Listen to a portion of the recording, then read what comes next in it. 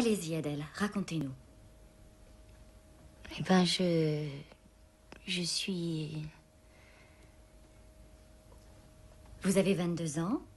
Non, je vais les avoir. C'est dans 2 mois.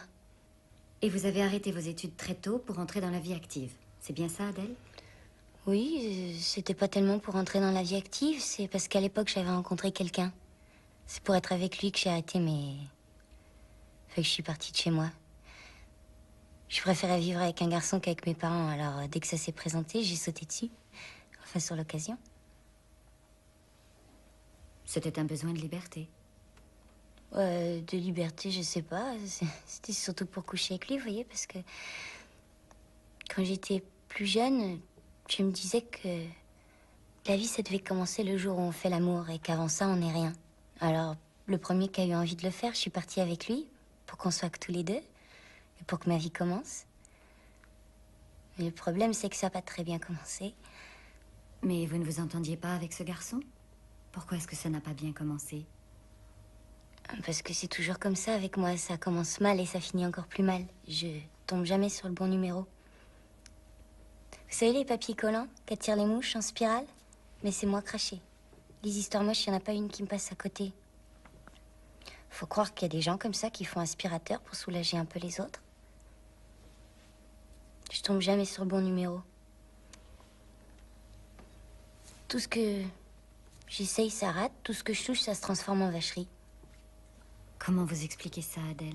Ah bah, la poisse, ça s'explique pas, hein. C'est comme l'oreille musicale, si vous voulez. On l'a ou on l'a pas. Qu'est-ce qui s'est passé avec ce garçon? Avec lequel? Le premier, celui avec qui vous êtes parti. Ça n'a pas été jusqu'au bout? Ah si, ça a été tout au bout. Mais vous avez été déçue. Ben non, c'est... Au contraire, c'est mieux ça le problème, parce que si ça m'avait pas plu autant, je serais peut-être pas là aujourd'hui. Enfin bon. Sauf que la première fois, on n'était peut-être pas trop à l'aise. Oui, la première fois, c'est jamais très facile. Et puis, si vous n'étiez pas très à l'aise, c'est parce que vous étiez très jeunes tous les deux. Non, parce qu'on était au lavabo d'une station-service et que c'est pas très pratique. Je sais pas si vous avez déjà essayé. Non. C'est pas pratique, surtout sur les autoroutes. C'est moi qui avais eu l'idée de faire du stop parce que je croyais que les histoires d'amour, ça se passait toujours au bord de la mer. Mais le stop, c'était pas une bonne idée. Marqué, hein. C'est normal aussi parce que si on fait le compte des bonnes idées, j'en ai pratiquement jamais eu. Puis c'est toujours pareil. Chaque fois, je m'emballe trop vite, je réfléchis pas, c'est ça mon défaut.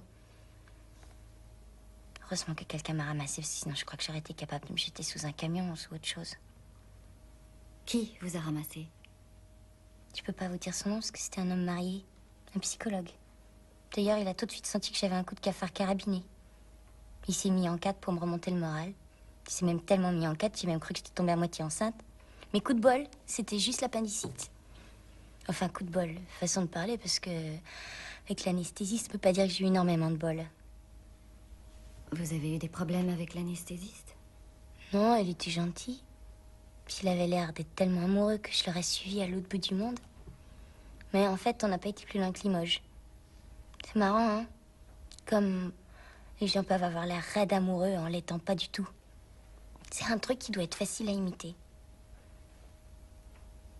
Il me disait que je faisais l'effet d'un verre de Cointreau. Mais le Cointreau, il a dû s'enlacer assez vite, c'est pour ça qu'il est parti téléphoner. À qui? Ah ça, j'ai jamais su, parce qu'il est jamais revenu. On était dans un restaurant, et je savais pas qu'il y avait une sortie par derrière, c'est pour ça que j'ai attendu jusqu'à la fermeture. Le patron habitait juste au-dessus. Je sentais un peu la friture, mais il avait des mains douces et calmes. Les mains, c'est traître, ça peut vous faire croire n'importe quoi. C'est comme ça que je suis rentrée dans la vie active. Enfin, que je suis devenue hôtesse d'accueil chez lui. Hôtesse d'accueil, ça consistait en quoi? Bah, au début, surtout à accueillir, à être souriante avec tout le monde. Ça donnait pas la méningite comme travail. Mais les sourires, c'est ce que c'est. Ça donne vite des idées. Et puis à Limoges, il y a tellement d'hommes qui se sentent seuls. Vu de l'extérieur, on se rend pas compte. Mais le juge m'a dit que c'était un des coins de France où il y avait le plus de dépressifs, c'est pour vous dire. Quel juge, Adèle? Celui qui s'est occupé de moi quand ils ont fermé le restaurant. À cause des hôtesses d'accueil. Lui aussi, il était dépressif. Mais c'est pareil. Lui non plus s'est pas occupé de moi très longtemps. Même pas un quart d'heure.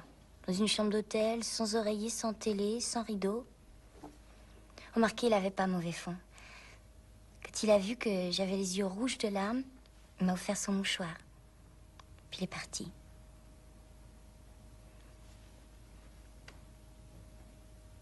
Peut-être que j'ai jamais mérité mieux. Ça doit être écrit quelque part, je sais pas où. Il y en a qui sont faits pour vivre en rigolant. Moi, j'ai jamais passé un seul jour de ma vie sans me faire avoir. Tout ce qu'on m'a promis, j'ai toujours cru. Mais j'ai jamais réussi à rien, ni à servir à quelque chose, ni à compter pour quelqu'un, ni être heureuse, ni même vraiment malheureuse, parce que sûrement on doit être malheureux quand on a perdu quelque chose. Mais j'ai jamais rien eu à moi, à part mon manque de bol. Comment vous voyez votre avenir, Adèle? Je sais pas.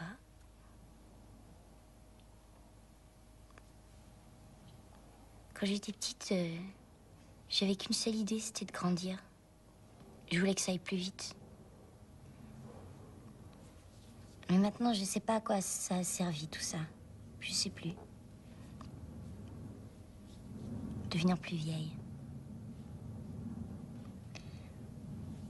Ce qu'il y a devant moi, j'ai l'impression que c'est comme une salle d'attente. Dans une grande gare, avec des bancs, des courants d'air. Et derrière les vitres, des tas de gens qui passent à toute allure, sans me voir.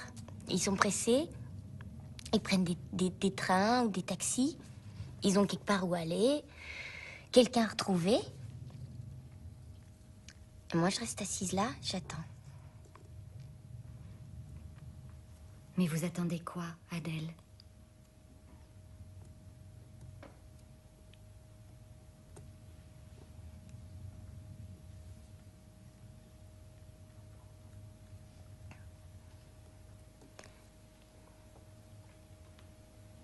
Il m'arrive quelque chose.